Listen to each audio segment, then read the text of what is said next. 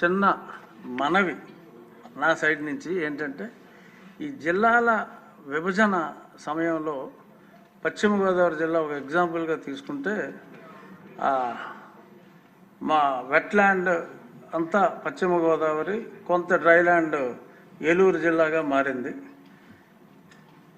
అక్కడ ఏలూరు జిల్లాకి ఎన్ఆర్జీఎస్ పనుల నిమిత్తం నియోజకవర్గానికి 16-17 కోట్లు, మా పశ్చిమ గోదావరి జిల్లాకి కేవలం 4.5-5 కోట్లు మాత్రమే రావటం జరిగింది.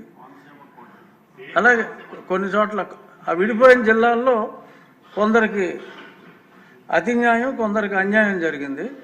సో అంటే గతంలో అయితే ఇబ్బంది లేదు. ఇంకా జిల్లా పరిషత్ ఒక్క నిమిషం ఆగండి, అది అన్యాయం అని కాదు, నేను చెప్పేది అంటే చెప్పనివ్వండి, మీరు ఇంటర్ఫేర్ అవటం కాదు, మంత్రి గారికి చెప్తున్నా. సో ఇక్కడ జిల్లా పరిషత్ ఒకటే ఉంది, ఇంకా జిల్లా పరిషత్ ఒకటే ఉంది కాబట్టి అది ప్రెసిడెంట్ అసెంట్ ఇంకా రాలేదు కనుక ఆ అసెంట్ వచ్చే వరకు ఏదైనా కనీస న్యాయం, ఎందుకంటే అక్కడ ప్రజలే ఇక్కడ ప్రజలే, కనీస న్యాయం, మరి అతివృష్టి అనావృష్టి కాకుండా, అంటే జిల్లా ఒకటిగానే ఉంది కాబట్టి ఇప్పుడు డ్రై జిల్లా వాళ్ళు ఇప్పుడు ఇదిగో ఇలా మాట్లాడే వాళ్ళు మాట్లాడుతున్నారు. అది ఒక అభ్యర్థన, మీ పరిధిలో ఏమైనా ఉంటే జిల్లా పరిషత్ ఒకటిగానే ఉంది కాబట్టి ప్రెసిడెంట్ అసెంట్ ఇంకా అఫీషియల్గా రాలేదు కనుక ఏదైనా వెట్లాండ్స్ని కూడా, డెల్టా ఏరియాను కూడా కనికరించే అవకాశం ఉందేమో పరిశీలించమని అభ్యర్థన. ఏది మీరంతా డ్రైల్యాండ్ వాళ్ళు, మీరు అబ్జెక్ట్ చేస్తారు.